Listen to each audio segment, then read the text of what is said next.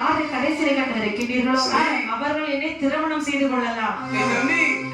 என் தலைக்கு மேல இடிக்கு மேல 7 இடி விழுந்தாலே நான் கண்ணை திறக்க மாட்டேன். உன் தலையில இடி விழுந்தா நீ கண்ணே திறக்க மாட்டாங்க.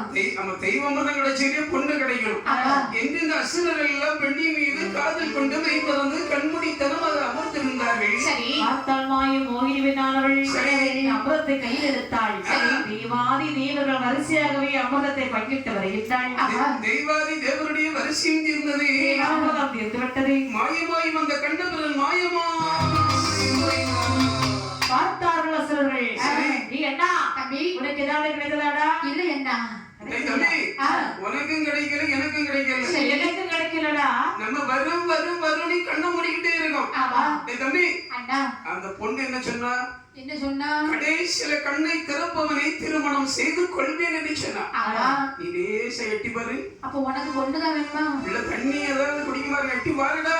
அண்ணா பொண்ணையும் காணும் தெய்வ அமிர்தத்தையும் காணும். அண்ணா பெண்ணையும் காணும் ஒன்னையும் காணும். அப்பவே சொன்னேன் பொண்ணை நம்பாத நீ. யாரு கேட்டா? அந்த பணங்கா தரீங்க இருக்கானே அவன்தான் எனக்கு ரொம்ப நம்பி கொடு நீ. அவனால நான் கட்டேன் என்னால அவன் கட்டான். மயங்கி கொடுத்துட்டீங்க.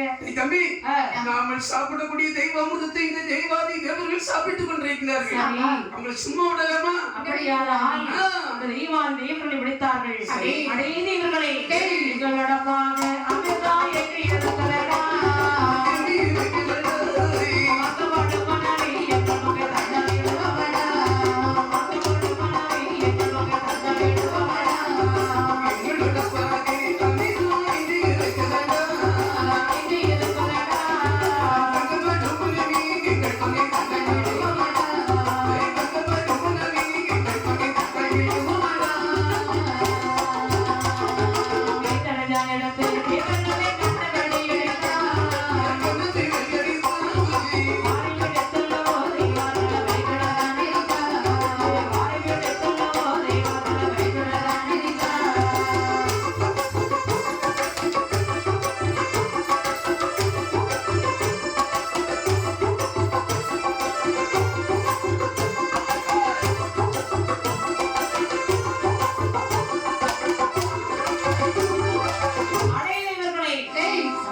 அமிர்தத்தை தருவீர்களா அல்லது மீண்டும் வழிபட போறீர்களா?